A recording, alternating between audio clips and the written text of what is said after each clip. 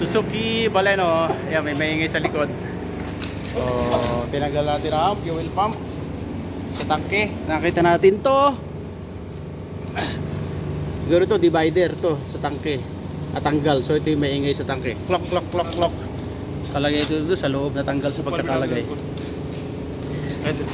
So ayan. Tingnan natin kung saan. Ano ito? Ayan, nadarakip. Bigay na yung ano, divider natin. Pwede. Turo mo. Sabi yun. Kita mo. Buenada. Mara. La, check mo bas kita. Ay, wala. Yun. So, yun ang divider. Okay, good. Lalagay na. Nakagano lang siya, yung divider. Nakapagano. Yung plastic na divider. Ay, balik na yung ano.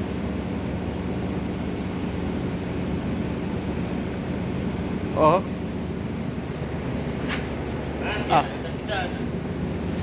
Hindi, tama yung pula. Pwede na red.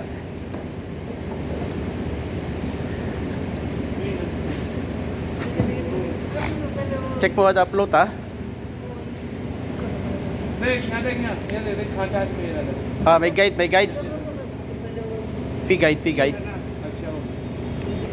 Okay, good. Sabi press. Aywa, kita press.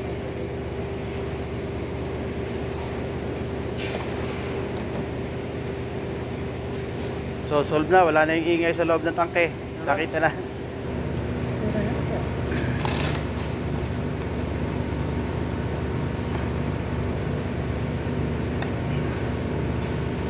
Good, okay. Lalak na lang. Okay na yung battery. Ngayon, testing. Testing natin. Suzuki Baleno.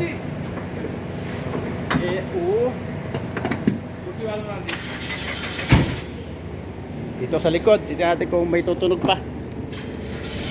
Sit ba din? Ay ba, yala sa'yo. Ayos ka lang. Ba din na sit. Ay ba?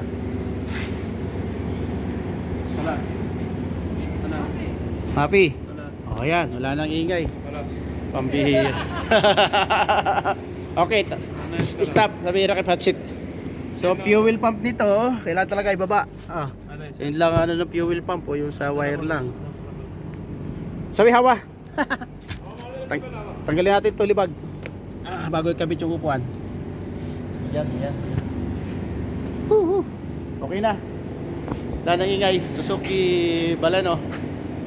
Pambihira Ang tayong tinanggal. Yung kabit na lang yung bangko.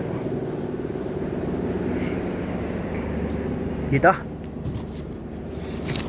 Yung mga seat belt kailangan natin kapain. Sa ilalim ilasim hole.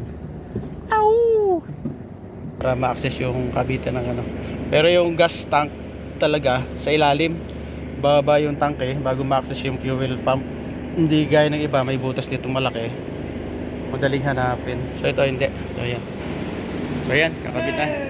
Bangko sa likod, lalagyan nyo lang yung pinaka-on sa lock.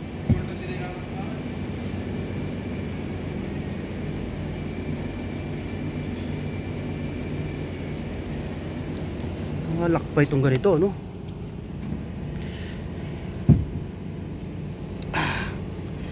Ada. Sabi bas kita. क्या रे पीछे से घुसेगा ना बाहर से घुसेगा Kita basada, kita ha? So much later that the old narrator got tired of waiting and they had to hire a new one.